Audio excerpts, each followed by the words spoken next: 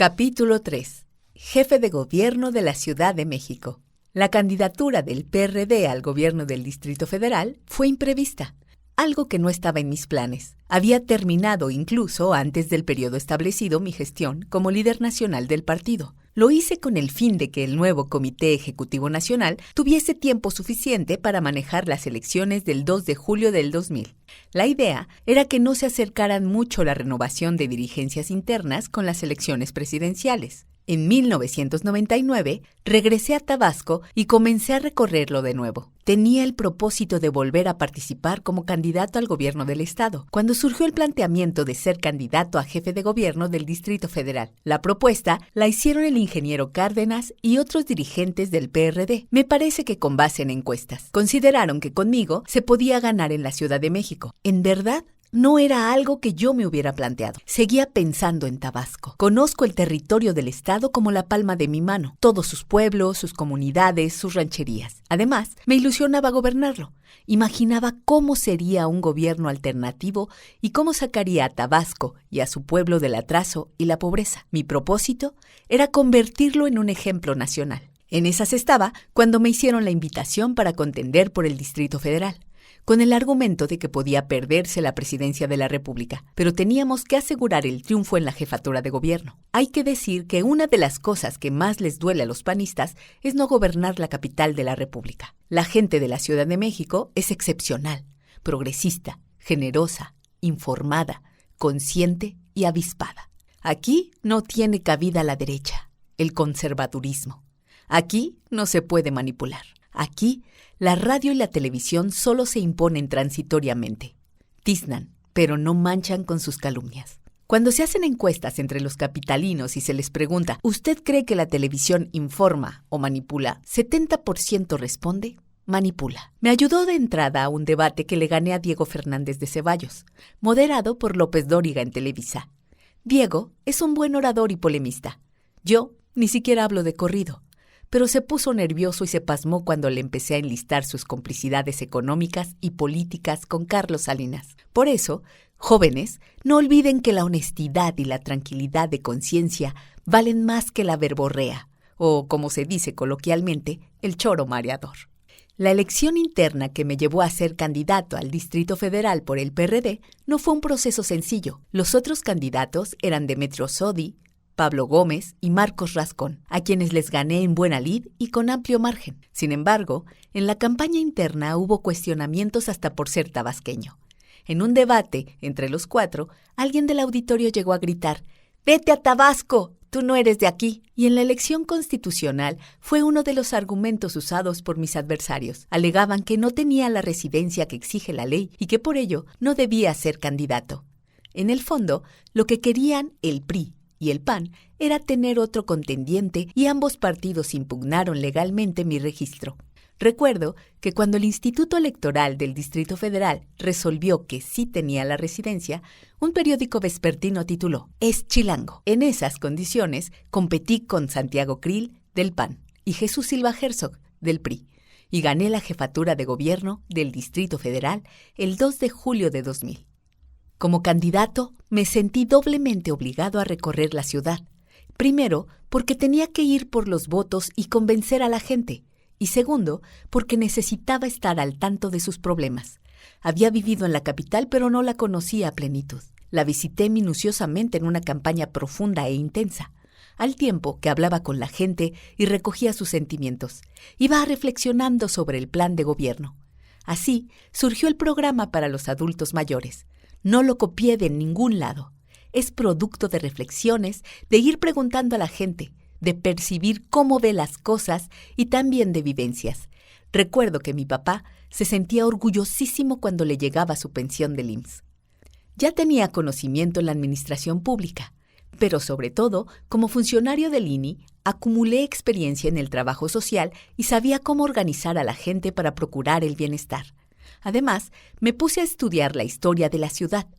Recuerdo que cuando ya era jefe de gobierno electo y estaba elaborando planes y programas, llegué a la cafetería de la librería Gandhi, donde me había citado con una persona y un señor me regaló un libro que había comprado. Me identificó y me dijo, «Le doy este libro, quiero que lo lea». Yo andaba por ahí viendo libros en tanto llegaba la persona con la que iba a entrevistarme. Me dio el libro, no acudió la persona y decidí retirarme.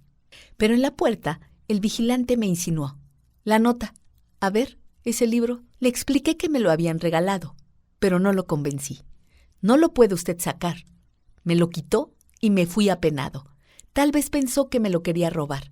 Como a los 10 días regresé a la misma librería, que está cerca de Copilco, donde vivía, y el gerente o dueño de la librería me ofreció una disculpa porque se enteró de lo sucedido. En desagravio, me regaló los 9 tomos de la historia de la Ciudad de México, de Fernando Benítez, que es una obra fundamental. Me puse a leerla en jornadas intensas para tener la idea más acabada y precisa de la ciudad. De modo que cuando tomé posesión del cargo, ya tenía claridad suficiente sobre cómo debía actuar en el gobierno. Me sirvió venir del movimiento social, haber estado del otro lado del poder.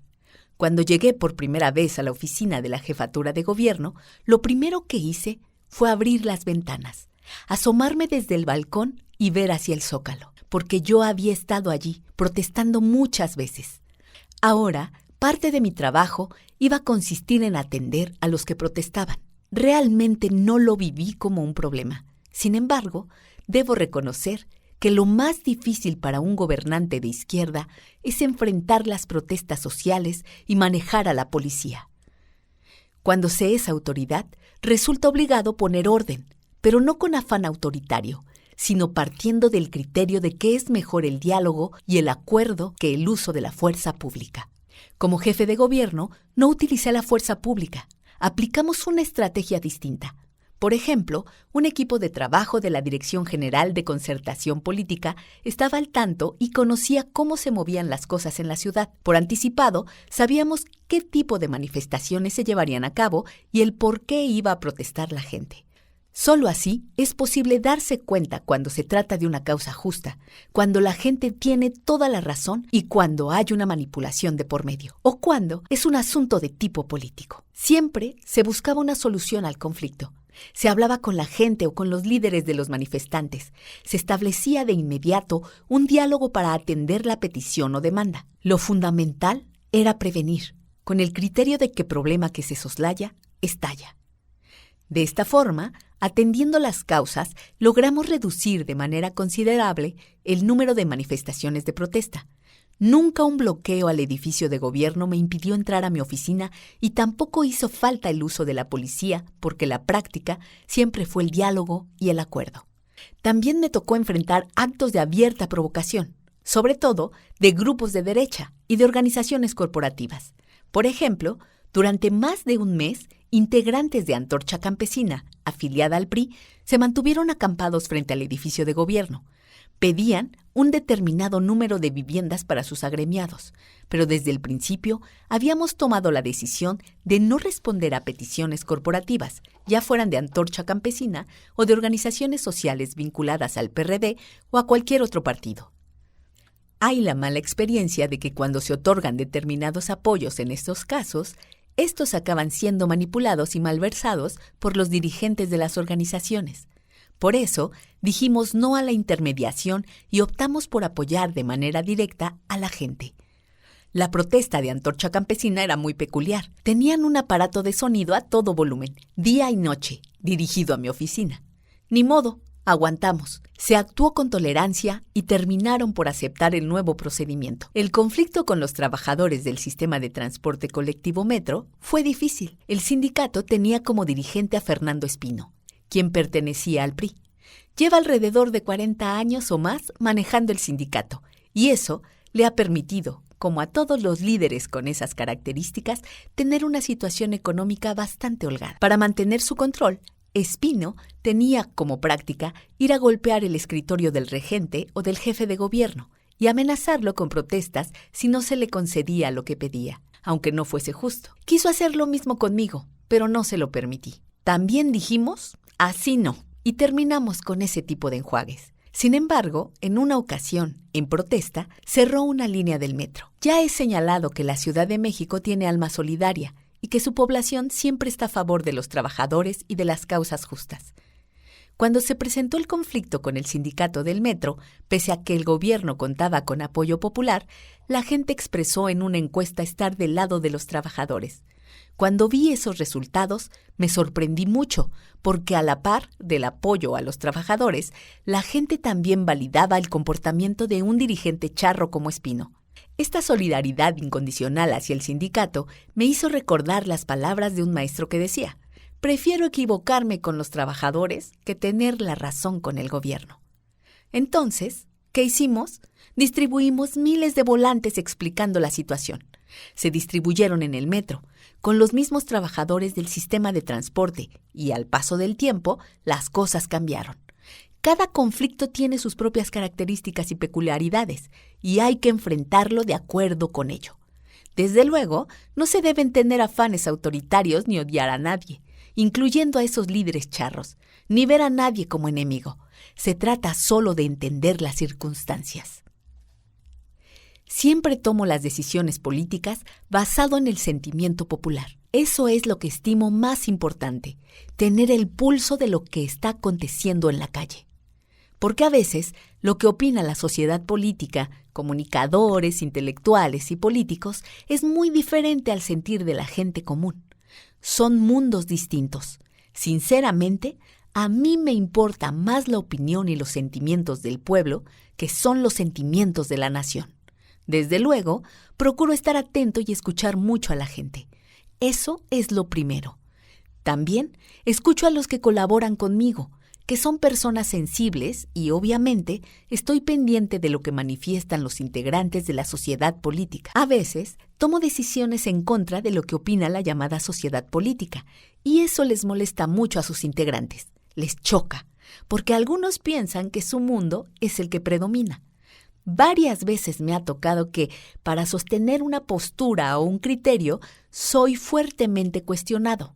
Por ejemplo, cuando fui candidato a jefe de gobierno del Distrito Federal, recogí el sentir de la gente en contra del horario de verano, que sin duda fue impuesto por los financieros para poner en correspondencia los horarios de la Bolsa de Nueva York con la Bolsa Mexicana de Valores. Inventaron un supuesto ahorro de energía, aunque nunca pudieron aclarar en realidad cuánto se ahorraba ni a quién se beneficiaba. Por eso, me comprometí a que llevaríamos a cabo una consulta para decidir sobre este asunto, conforme a la opinión de los ciudadanos. Incluso Fox y Santiago Krill, entonces candidatos del PAN a la presidencia y a la jefatura de gobierno, respectivamente, ofrecieron lo mismo.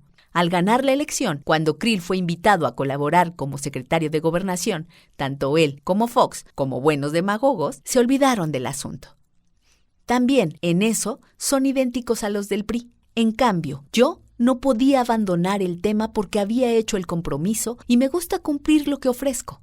Además, era una petición de la gente.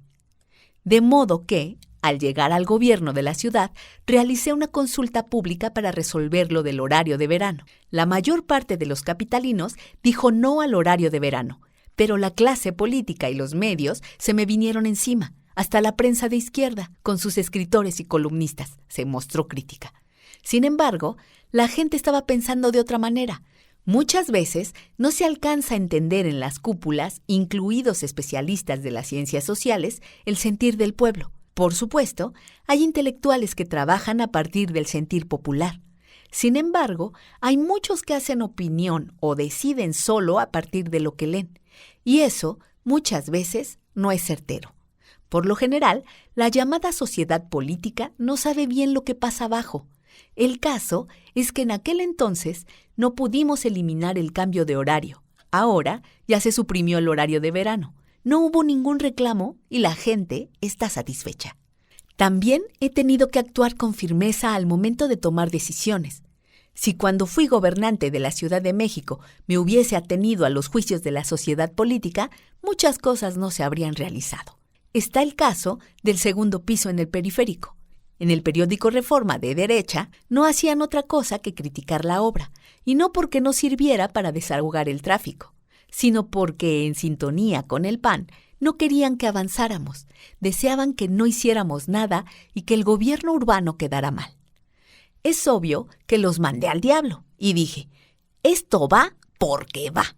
Como decía Juárez, A los reaccionarios hay veces que se les debe hablar claro y fuerte. Escucho las opiniones políticas, pero no siempre las tomo en cuenta.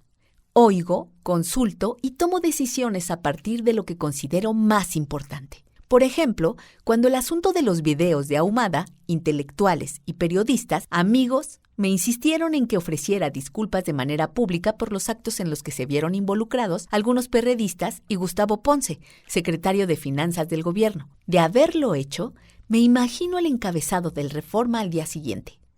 Pide perdón, acompañado de una fotografía en la cual habría aparecido cabizbajo, derrotado. En el escándalo de los videos, que se dio en marzo de 2004, sabía que más allá de las imágenes que implicaban a Ponce y a Bejarano, se encontraba la intención de destruirme políticamente, por lo que decidí que no asumiría una culpa que no tenía, ayudando a mis adversarios en su estrategia. A esas recomendaciones no les hago caso, y conste que no todos las hacen de mala fe. Sencillamente no saben de política. Ese es otro tema interesante. La política es como un oficio de carpintero o de albañil. Así como para hacer una mesa se requiere de conocimiento, también la política demanda una experiencia específica. Pero como la han envilecido, manchado y degradado tanto, se piensa que es solo ocurrencia e intriga y que cualquiera puede. Además, como sucede que un improvisado de repente resulta diputado o senador y hasta gobernador o presidente, firma la idea de que la política es cualquier cosa y que cualquiera puede colarse y hacerla. Para acabar pronto, una persona como Vicente Fox llegó a ser presidente de México. Nunca en la historia de este país habíamos tenido un presidente tan irreverente e inepto como él. Los ha habido autoritarios, ladrones, entreguistas, frívolos e irresponsables, pero desde el primer presidente de México, Guadalupe Victoria, nunca habíamos tenido a uno tan mediocre y chiflado como Vicente Fox Quesada. Actuar con base en mi criterio me ha valido la imagen de terco. Me endilgan que soy inflexible, que resuelvo solo y hasta que soy intolerante. Pero no es así. En realidad, no soy como me pintan. Sé rectificar y no soy autocomplaciente. Un buen dirigente debe ser autocrítico y tener capacidad de rectificar. El ejercicio de un liderazgo de izquierda, de un gobierno de izquierda, exige la autocrítica. Uno tiene que revisarse cotidianamente. Hay que levantarse pensando en nuestra actitud. Todos los días hay que revisar lo que hemos hecho, errores, procedimientos y modos. Hay veces que, por la presión o el cansancio, uno se enoja con compañeras o compañeros de trabajo o con la gente. Contestamos mal y ofendemos. Pero cuando se acepta el error, es imprescindible ofrecer disculpas. Aceptar que se actuó mal y que esto no debe ser así. Rectificar, actuar con humildad. Si somos conscientes de nuestro papel como dirigentes, es fundamental hacer esa revisión cotidiana. Tanto me importa la opinión de otros que, desde mi campaña en el DF, ofrecí someterme cada 2 años al principio de la revocación del mandato a través de una consulta pública. Si la gente decía no, yo dejaba el cargo.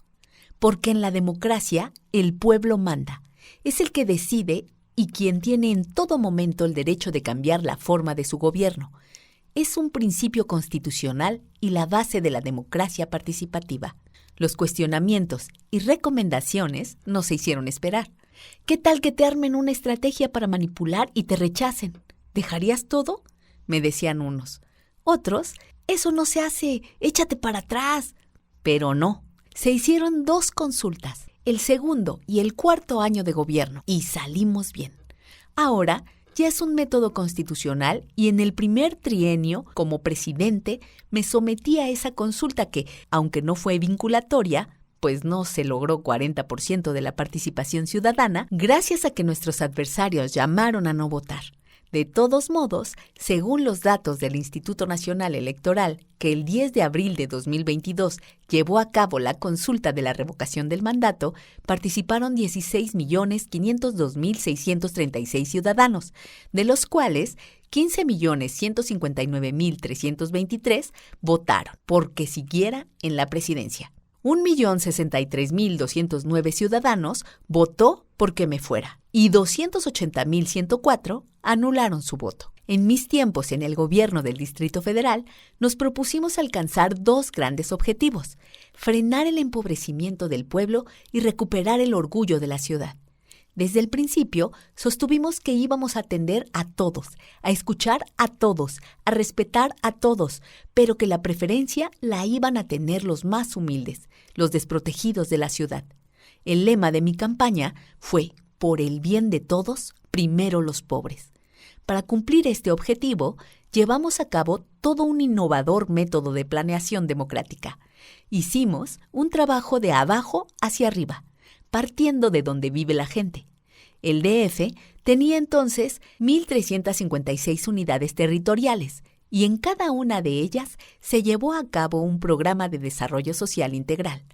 Una unidad territorial puede comprender una sola colonia, si ésta es grande, o varias colonias pequeñas. En cada una viven de 3.000 a 6.000 personas, aproximadamente. De ese modo, fue que se echaron a andar 1.356 programas integrados de desarrollo social. Desde luego, se hizo un estudio de campo para identificar los niveles de ingresos y bienestar por unidad territorial. Se aplicó el criterio de orientar más presupuesto a las unidades territoriales en donde vivía la gente pobre. En cada unidad territorial se aplicaban al mismo tiempo todas las ayudas del gobierno. Por ejemplo, se apoyaba a las madres solteras con el propósito de que sus hijos no abandonaran la escuela. Estamos hablando de becas de 756 pesos mensuales, el equivalente a medio salario mínimo de entonces. Hay madres que viven solas y algunas veces, por falta de recursos económicos, no pueden mandar a sus hijos a la escuela. Otras veces, como tienen que trabajar, los dejan contra su voluntad porque no tienen otra opción, encerrados en la casa. Entonces, estos pequeños apoyos les ayudan. Pero también en esa unidad territorial se otorgaba el apoyo a los adultos mayores. Al mismo tiempo, se entregaban gratuitamente todos los útiles escolares. Se llevaba a la práctica el programa de becas para todos los discapacitados pobres. Se otorgaba un determinado número de créditos para la construcción, ampliación o mejoramiento de vivienda o créditos para el autoempleo. En fin, se aplicaba un programa integral para el bienestar. Esto no se hacía en ninguna parte del país. Cuando mucho, la planeación en México llegaba al nivel de los municipios, pero aquí estamos hablando de más abajo. Estos programas se realizaban con la participación de la gente. En cada unidad territorial se celebraban asambleas de vecinos. El gobierno recogía las propuestas, daba a conocer las acciones, el presupuesto y las dependencias responsables. De modo que la gente daba seguimiento a todas las acciones y estaba pendiente del cumplimiento de las metas. Además, se informaba. Yo mandaba, al principio del año, cuando se elaboraban todos los programas integrados, una carta a cada ciudadano para informarle sobre lo que se había programado en su unidad territorial.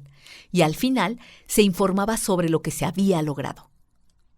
En el DF, todos los adultos mayores tenían una pensión alimentaria. Un programa semejante nunca se había aplicado en ninguna parte del país y fuimos precursores a nivel mundial, con excepción de los países en donde se hace efectivo el estado de bienestar.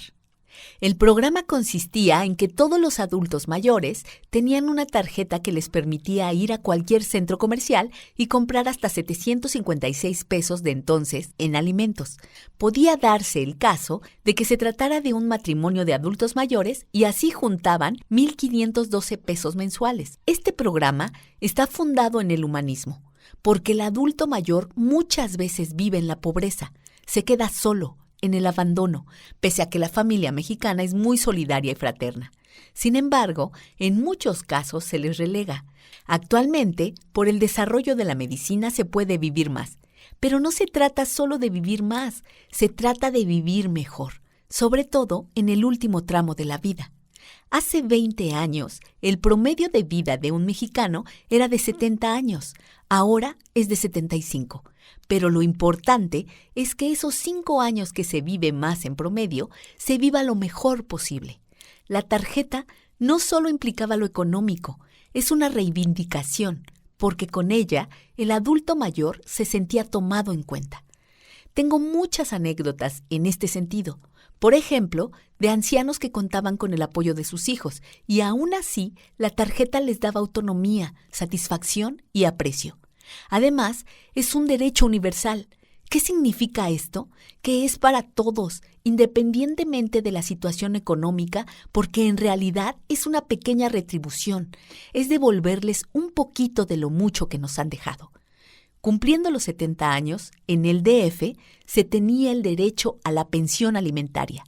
Ahora, en todo el país la pensión se entrega a partir de los 65 años y como veremos más adelante, ya es mayor el monto y se ha convertido en un derecho constitucional. No solo concebimos el programa y lo echamos a andar, sino que enviamos una iniciativa a la Asamblea Legislativa para elevarlo a rango de ley. De modo que estuviese quien estuviese en el gobierno, los recursos estaban garantizados. Su forma de operación era novedosa, porque no se aplicaba por medio de una secretaría, un fideicomiso o un aparato administrativo propio. Cuando se tiene una manera burocrática de hacer las cosas, sucede que si se va a apoyar a las mujeres, niños, discapacitados o como en este caso el adulto mayor, lo primero que se hace es crear una oficina o estructura administrativa y esa instancia requiere un director, subdirectores, asesores y hacer viajes para saber lo que se está haciendo en Argentina, Brasil, Francia o España sobre el asunto. En consecuencia, se gasta todo el presupuesto en el aparato burocrático y al supuesto beneficiario no le llega nada. Aquí no se hizo eso, sino que se establecieron convenios con los centros comerciales. Se expidieron tarjetas de pago para los beneficiarios y los centros comerciales pasaban la cuenta a la Secretaría de Finanzas del Gobierno de la ciudad. El programa funcionó bien. Permitió otorgar apoyos directos para alrededor de 400,000 adultos mayores.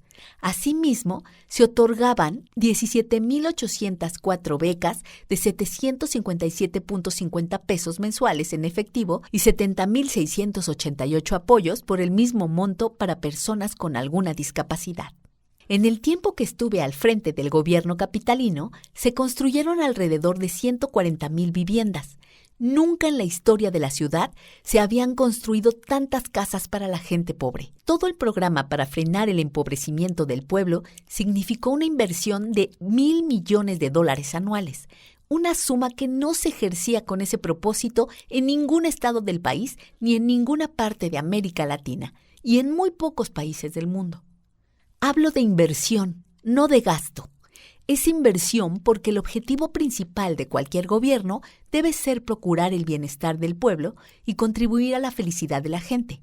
Además, donde hay justicia también hay tranquilidad, armonía, seguridad y paz social.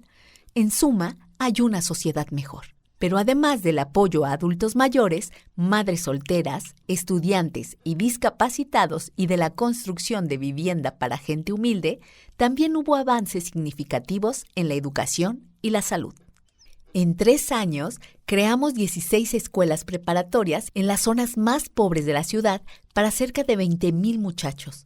Son escuelas de calidad, con buen nivel académico, con salarios justos para los maestros, con un método de enseñanza de primer orden, de asesoría de los maestros a los alumnos, de cercanía, de relación directa.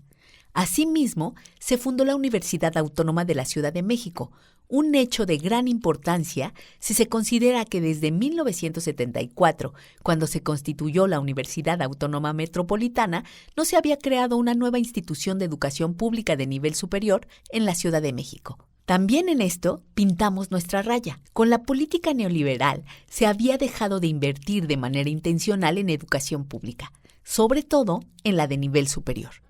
Durante el periodo neoliberal, como consecuencia del abandono de la educación superior por parte del Estado, la participación de escuelas privadas en la matrícula nacional de ese nivel creció de 16 a 40%. Es preciso dejar claro que no estamos en contra de la educación privada, sino de la descalificación y el abandono de la educación pública. El mercado puede atender a quienes tienen para pagar una universidad privada, pero el Estado está obligado a garantizar el derecho de todos a la educación. Si no hay presupuesto para las universidades públicas, como sucedió en todo el periodo neoliberal, se deja sin posibilidad de estudio a la inmensa mayoría de los jóvenes del país, que no tienen recursos económicos para pagar las cuotas de las universidades privadas. En la Ciudad de México, según una investigación de ese entonces sobre las cuotas de 22 universidades privadas, el promedio de las colegiaturas era de 5,200 pesos mensuales, cantidad equivalente a 3.5 salarios mínimos de esos años. Pero solo 22% de la población económicamente activa de la ciudad obtenía ingresos superiores a ese monto. Un gobierno democrático debe tener como tarea principal la creación de escuelas preparatorias y universidades públicas. La justificación es elemental. La educación es un derecho que no debe convertirse en privilegio. El rector fundador de la Universidad Autónoma de la Ciudad de México, Manuel Pérez Rocha, es un pedagogo extraordinario, pero además es un hombre serio y con sensibilidad social. También me tocó enviar la iniciativa a la Asamblea Legislativa para darle autonomía a la universidad. Y aquí también hay algo relevante. El proyecto que mandé no solo incluía la autonomía, sino la obligación del gobierno de entregar a la universidad una cantidad de dinero por alumno. No se trató de conceder la autonomía y dejar el presupuesto de la institución a la discrecionalidad del gobierno. Por ley, este tenía que transferir recursos a la universidad de conformidad con el número de alumnos y mediante una fórmula bien definida en la ley. Este ordenamiento legal no limitaba a la universidad en lo económico y le daba verdadera independencia. Hace algunos años, antes de que llegáramos a la presidencia, hubo un conflicto en la universidad y los estudiantes y académicos tomaron la sabia decisión de resolverlo nombrando como rector a un filósofo de altos vuelos, el doctor Enrique Dussel, quien la orientó más al cumplimiento de su lema: nada humano me es ajeno. Además de la educación, se hizo énfasis en promover la salud de la población. Así, en la Ciudad de México se estableció que la atención médica y los medicamentos se entregaban de manera gratuita a toda la población, algo que no ocurría en todas partes. Estaba muy publicitado el Seguro Popular, una cosa que se inventó en el gobierno de Fox, que en realidad era pura demagogia, porque en los centros de salud y hospitales del gobierno federal no había médicos ni medicinas y solo se entregaban recetas. Y desde entonces yo decía que ni era seguro ni era popular. Lo que se creó en la ciudad consistió en un servicio médico universal y gratuito, sin pago de cuotas. Se tenía el derecho a ser atendido en una consulta de primer nivel en un centro de salud, hasta una intervención quirúrgica. Para eso, se ampliaron y rehabilitaron clínicas y hospitales. Por ejemplo, el Hospital Rubén Leñero, que es toda una institución. Estaba totalmente abandonado. Durante 4 años se amplió y se convirtió en un hospital de primera. Además, construimos uno de especialidades en Iztapalapa. Aquí abro un paréntesis para comentar que la infraestructura de salud y de educación, así como las viviendas, se hicieron donde vive la gente más necesitada. También puedo decir que desde 1982 no se construía un hospital público en la ciudad. Se creó este hospital de especialidades en Iztapalapa y se terminó otro durante el gobierno sustituto de Alejandro Encinas, en una zona popular en la delegación Álvaro Obregón. Estamos hablando de 140 camas en cada hospital y ambos fueron equipados con la mejor tecnología. Un programa que me gustó mucho fue el que hicimos para diagnosticar tempranamente a mujeres con cáncer de mama. Consistía en practicar mastografías en tráileres que operaban como centros móviles de diagnóstico y que iban a las colonias a prestar este importante servicio. En 2005 se cumplió la meta de 80,000 mastografías para detectar el cáncer de mama. Primero fue lo preventivo y luego, si se requería intervención, las mujeres eran atendidas en una clínica que se creó con ese propósito, en Ejido Viejo de Santa Úrsula, Coapacoyoacán. En ello trabajamos en coordinación con la Fundación de Cáncer de Mama, FUCAM, que es una asociación dirigida por el doctor Fernando Guisa y otros especialistas. Me sentí muy satisfecho cuando echamos a andar este programa e inauguramos la clínica, y así sucedió cada vez que inaugurábamos un hospital, una escuela o entregábamos viviendas en una colonia pobre. Ese es el trabajo que más me llenó de orgullo. En resumen, el objetivo era frenar el empobrecimiento y creo que no solo frenamos el empobrecimiento de la gente, sino que se mejoraron las condiciones de vida y hubo bienestar. Pero también añado que cumplimos el compromiso de no permitir el aumento, en términos reales, ni del precio de la leche liconza ni del boleto para el metro. No había ningún otro lugar en donde se cobrara 2 pesos por el transporte público, y eso fue una política basada en un compromiso de campaña. Dije, el metro no va a aumentar más allá del incremento al salario mínimo. Y lo cumplí. Además, se introdujo un nuevo sistema de transporte, el Metrobús. Una vez fui a una reunión con el Consejo Coordinador Empresarial cuando era presidente de ese organismo, Claudio X González Padre, quien es muy reaccionario y fue uno de los que participaron en el fraude electoral del 2 de julio de 2006. Ese día me plantearon que debía quitar el subsidio al boleto del metro. Para ellos, todo debe ser negocio. ¿Por qué el subsidio al metro si el boleto te cuesta 4 o 5 pesos? ¿Por qué lo das en 2? ¿Por qué subsidias? Por eso, con estas personas no nos entendemos. Tenemos concepciones políticas distintas. Para ellos, lo que se destina a apoyar a los pobres es populismo, es paternalismo. Pero cuando se trata de rescatarlos a ellos, como se hizo con el Fobaproa, cuando se trata de los rescates financieros, eso no es populismo o paternalismo, sino fomento o cambio estructural. ¡Al diablo con esa concepción! A mí no me genera ningún problema de conciencia el que se destinen recursos para apoyar a la gente humilde. Repito, esa es la función principal de un gobierno democrático. Por eso son las discrepancias. Estos personajes de las cúpulas empresariales, con algunas excepciones, son gente muy atrasada y actúan con mucha hipocresía. Se la pasan en la iglesia, pero desdeñan los principios cristianos, no tienen amor al prójimo, son totalmente egoístas. El dinero los tiene enfermos y es su verdadero Dios. De manera sincera, creo que lo más trascendente del gobierno que me tocó dirigir, y sin duda lo que más me llena de orgullo, es haber llevado a la práctica una política de apoyo preferente a los más necesitados. Y no es discurso o retórica. Durante ese gobierno se destinaron 64 millones de pesos a programas de desarrollo social. Se trató de la inversión más importante en bienestar en toda la historia de la capital. El otro objetivo fue, como ya lo expresé, recuperar el orgullo por la ciudad. Es por demás satisfactorio el haber roto la inercia y que la urbe saliera poco a poco del letargo en que se encontraba. Se construyeron obras viales, como no se realizaban desde finales de los años 70 y principios de los 80. Hacía mucho tiempo que no se invertía en obras públicas, y todavía estaban ahí las ruinas dejadas por el temblor de 1985 en el centro histórico. Años hacía que no se ampliaba la superficie de rodamiento en la ciudad.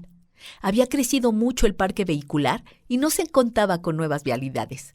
De ahí la importancia de los segundos pisos, que no solo eran necesarios, sino también factibles, porque, entre otras cosas, no se afecta a nadie, se utiliza el derecho de vía y se construye hacia arriba.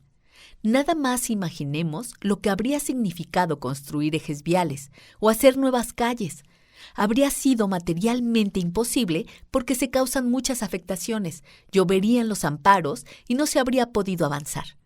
En cambio, con los segundos pisos fue posible enfrentar el problema del congestionamiento de tránsito sin tocar predios privados y ampliando la superficie de rodamiento en la ciudad.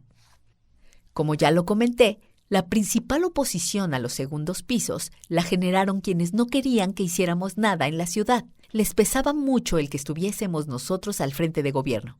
Sin embargo, si actualmente se hace una encuesta y se le pregunta a la gente por los segundos pisos, la mayoría está conforme. Añado que con el paso del tiempo, nuestros adversarios nos copiaron y se inició la construcción de segundos pisos en el Estado de México, así como en Puebla, Pachuca, Aguascalientes y otras capitales. Y también se continuaron en la Ciudad de México, solo que concesionados a empresas particulares y de paga. Recuerdo que hace como 8 años, el jefe de gobierno de entonces en la Ciudad de México me comentó y pidió mi opinión, porque la empresa que maneja casi toda la red de segundos pisos de la zona conurbada hacía el ofrecimiento de comprarle a la ciudad el tramo construido por nosotros en 6 millones de pesos para uniformar el pago en todo el sistema, con la justificación de que el dinero de la venta de los segundos pisos podría destinarse a financiar otras obras públicas. Obviamente, Le expresé mi oposición a dicha propuesta. Además de los segundos pisos, en el tiempo que fui jefe de gobierno, se construyeron muchas otras vialidades. Se conectó Santa Fe con el sur de la ciudad mediante 3 grandes puentes en las barrancas de la delegación Álvaro Obregón. Puentes que llevan los nombres de 3 poetas: Jaime Sabines, Octavio Paz y Carlos Pellicer. Trasladarse del sur de la ciudad a Santa Fe implicaba un larguísimo recorrido y ahora ya es más fácil la comunicación.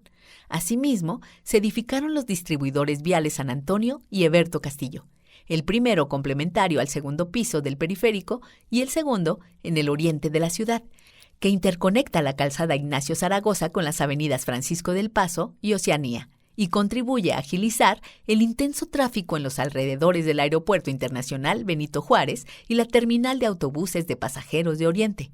En ambas obras se utilizó una tecnología constructiva desarrollada por ingenieros mexicanos. Durante mi mandato al frente del Distrito Federal se construyeron, en suma, 44 kilómetros de segundos pisos, túneles, distribuidores viales y pasos a desnivel. De manera tramposa, nuestros adversarios preguntaban por qué se invertía en los segundos pisos y no en el metro. Lo cierto es que se hicieron las 2 cosas. De hecho, durante mi gobierno se invirtió más en el metro que en los segundos pisos. Se compraron 45 trenes nuevos con 400 vagones, lo que representó una inversión de alrededor de $500 millones. El problema en el metro tenía que ver con la falta de trenes y era por esta razón que la llegada de los vagones a las estaciones era menos frecuente. No se habían comprado trenes en 15 años. También se trabajó mucho en lo relacionado con el agua potable. No es poca cosa abastecer de agua al DF. Esta ciudad consume 32,000 litros por segundo. Es cuestión de imaginar lo que pasaría si falla el abasto de agua y sobreviene una escasez generalizada, sobre todo en épocas de sequía. Teníamos que prever todo eso porque cada año, a partir de febrero, empieza el problema y hay que abastecer de agua. Sobre todo zonas como Ixtapalapa y muchas veces se les tiene que distribuir con pipas. ¿Qué se hizo para garantizar el abasto? Se llevó a cabo un programa para detectar fugas y se sustituyeron 714 kilómetros de líneas de distribución con tubería nueva y de buena calidad. En la ciudad, las fugas de agua llegaban a constituir hasta 30% del abasto total. Hablamos de instalaciones de mucho tiempo atrás y de redes de distribución mal hechas que eran producto de la corrupción, de cuando se hacían los contratos para beneficiar a personas o empresas, no a los usuarios. El programa referido significó ahorro de agua. Nos involucramos mucho en eso porque, entre otras razones, no es fácil conseguir otras fuentes de abastecimiento para la ciudad. Los 884 pozos del Valle de México, 450 de la Ciudad de México, 395 del sistema Lerma y 39 del sistema Chiconautla están sobreexplotados y, además, cada vez hay más dificultades para obtener el agua del Lerma y del Cutzamala. El proyecto Temazcaltepec, Estado de México, está prácticamente cancelado porque los habitantes de esa zona se oponen a él de manera rotunda y con razón.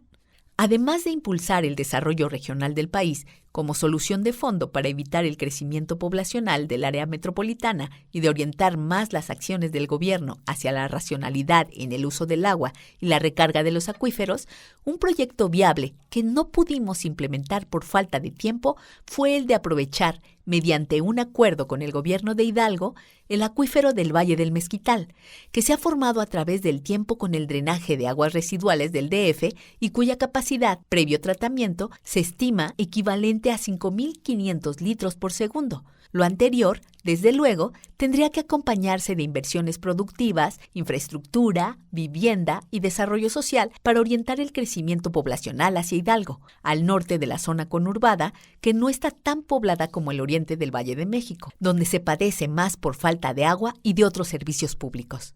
Aquí es importante subrayar el gran aporte que tendrá en este sentido el haber construido el aeropuerto en Santa Lucía, en el norte, en los límites con el estado de Hidalgo y no en Texcoco. Hacia el futuro, la única posibilidad de crecimiento sustentable para la gran Ciudad de México será hacia esa zona donde hay terrenos y, sobre todo, agua. Gobernar la ciudad es velar. No solo se trata de evitar una crisis por falta de agua, también hay que prevenir inundaciones. Yo antes dormía tranquilo a pierna suelta. De niño vivía en una casa con techo de teja y lámina de zinc, y en el trópico la lluvia cae tan fuerte que hasta arrulla. Sin embargo, como jefe de gobierno, cada vez que llovía con cierta intensidad, no podía dormir por la preocupación. Es difícil conciliar el sueño cuando sabes que se puede inundar la ciudad. Padeces por falta de agua y padeces por exceso de agua. Aquí se usa mucho el eufemismo de encharcamiento, pero a veces esos encharcamientos son en realidad inundaciones.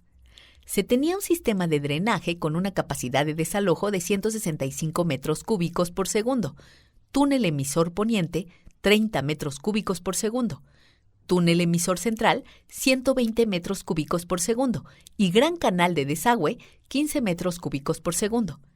Restituimos la capacidad en 60 metros cúbicos por segundo, es decir, 30%. El Gran Canal se realizó en la época de Porfirio Díaz para sacar el agua hacia el estado de Hidalgo. Con el paso del tiempo, como la ciudad se ha ido hundiendo, el canal perdió su pendiente original y estaba prácticamente asolvado, al grado que se corría el riesgo de que con lluvias fuertes, en vez de que saliera el agua, entrara y se inundara una parte considerable de la ciudad. Por eso, se tuvo que construir 2 plantas de bombeo.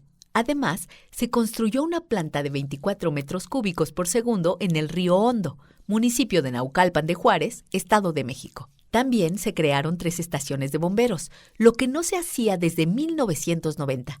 Por primera vez en 26 años, se construyeron 2 reclusorios con una capacidad entre ambos para 4,000 internos e internas.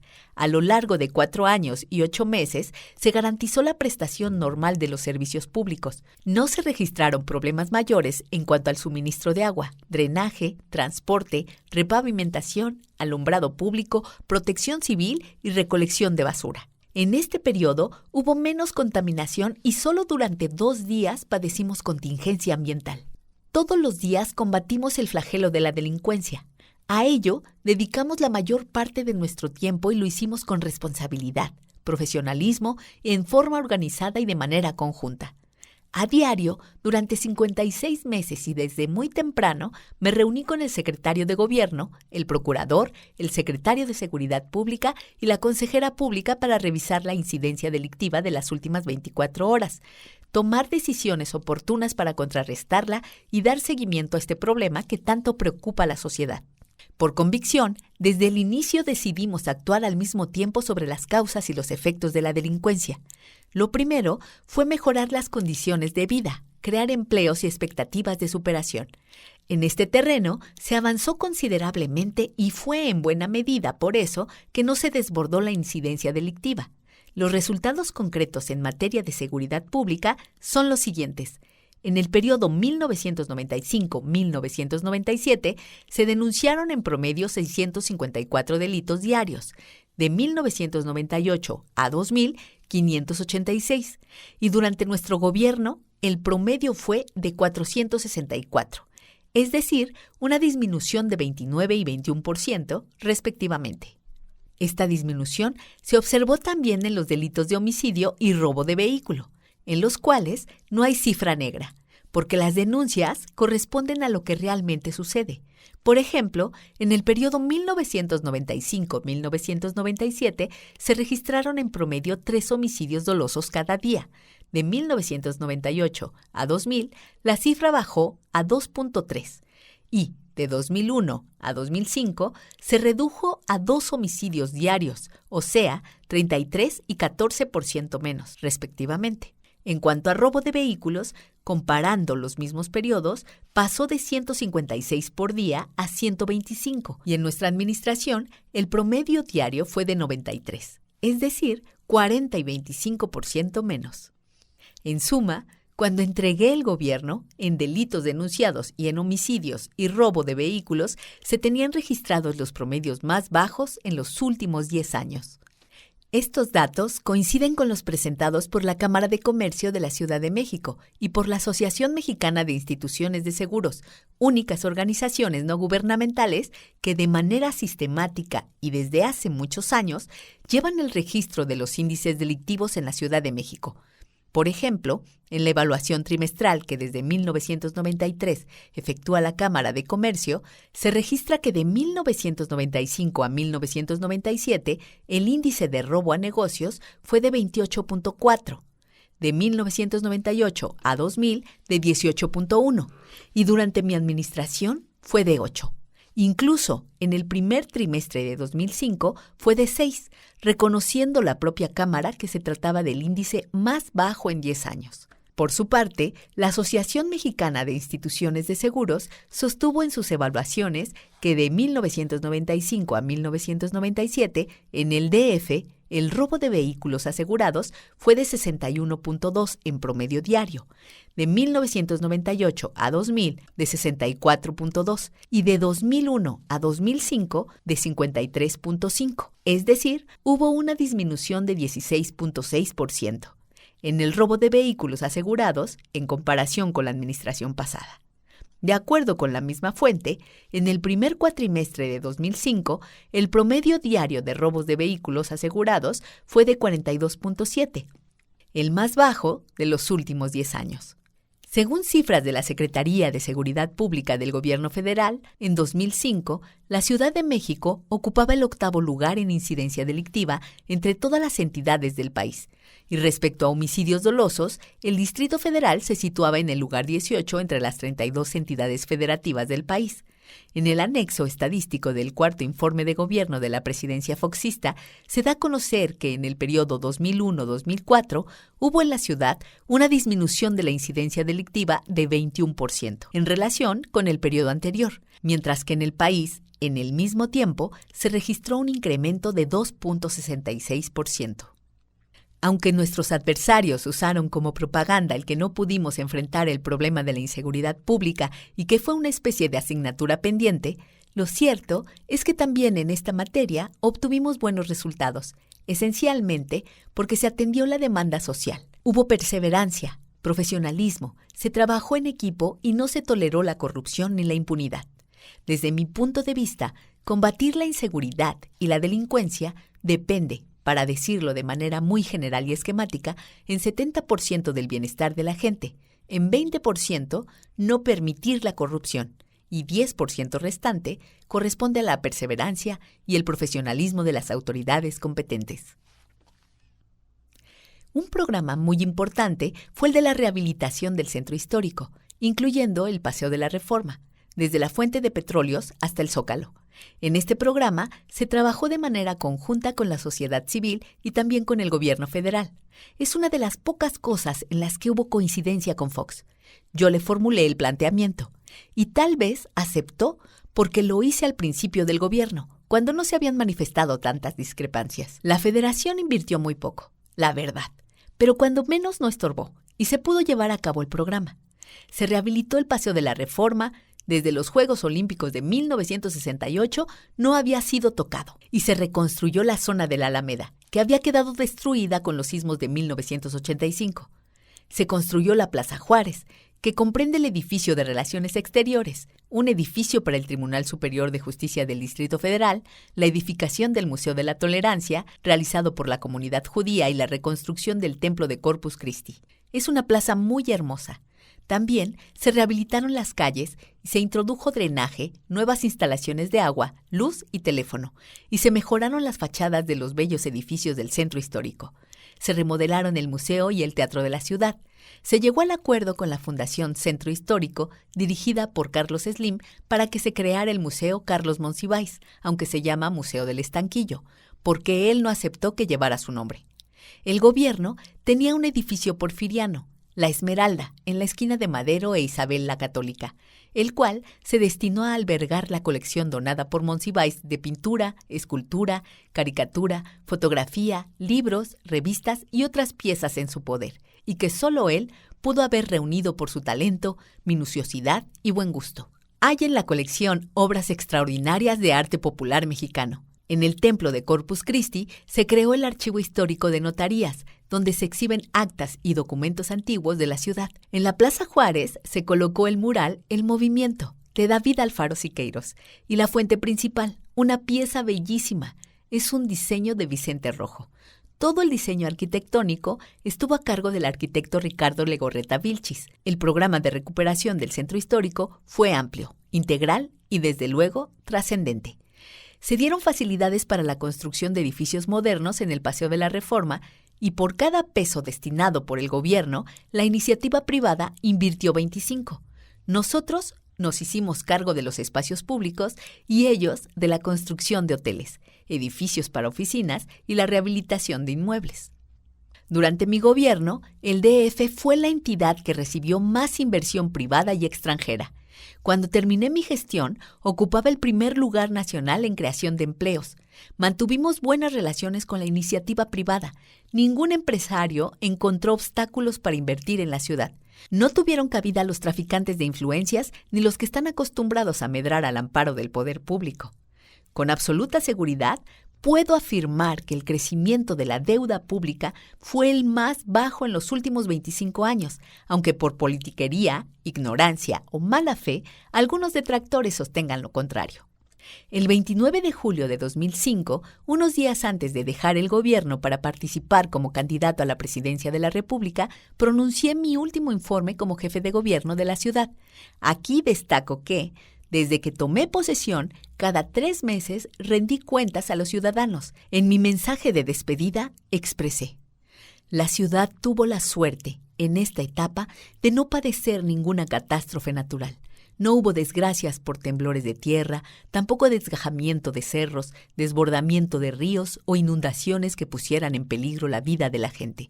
Por fortuna, no hubo accidentes lamentables en el metro ni motines en los reclusorios. Las movilizaciones públicas fueron por lo general pacíficas y por ejercer el derecho de manifestación, nadie perdió la vida a consecuencia de la represión policíaca. Cada fin de semana se congregaron en promedio 200,000 personas para participar en diferentes eventos deportivos, religiosos, artísticos y culturales, y en términos generales siempre hubo saldo blanco. Desde luego, no todo fue miel sobre hojuelas. Gobernar la Ciudad de México, como toda actividad política, implica riesgos. Hay que estar atentos, actuar de manera precavida y, sobre todo, trabajar todos los días sin bajar la guardia. La ciudad exige entrega total. Gobernar es velar. En mi experiencia personal, quizá lo más difícil fue procurar hacer un buen gobierno y acreditar, al mismo tiempo, otra forma de hacer política, más humana, honesta y esperanzadora. Esto fue lo que no les pareció a mis adversarios. Se acepta que puedan existir gobiernos emanados de diferentes partidos, pero no se tolera que se intente desplazar a la política tradicional, esa donde todos los intereses cuentan, menos el interés del pueblo. Por esta causa, me vi sometido a fuertes presiones, a campañas de desprestigio y a un intento de destitución, instrumentado de la manera más burda y antidemocrática. Esa confabulación logró aglutinar a varios de los personajes más encumbrados de la política nacional, sin importar sus aparentes militancias partidistas, porque, en el fondo, lo que se pretende es cerrar el paso a un proyecto alternativo de nación y perpetuar la corrupción y los privilegios de siempre. Por eso estoy más que agradecido con la gente, porque fue este pueblo bueno, informado, consciente, avispado y generoso el que me ha sacado a flote en los momentos más difíciles de acecho y adversidad. Muchas, muchas, muchas gracias a mis paisanos de esta gran ciudad. Ahora, más que nunca, me atengo a la voluntad popular y al mismo tiempo reafirmo mi compromiso de no traicionar la confianza de la gente. Como ustedes saben, a partir de hoy dejo la jefatura de gobierno porque voy a luchar, junto con muchos mexicanos, mujeres y hombres, por una verdadera transformación de México. Mi reconocimiento al equipo de trabajo que me acompañó en la tarea de gobernar la ciudad. Les agradezco, en particular, haber sabido estar a la altura de las circunstancias. Al nuevo jefe de gobierno le deseo, como dicen los indígenas del Valle de México, buen camino. Y a todas y a todos, de corazón, mucha felicidad.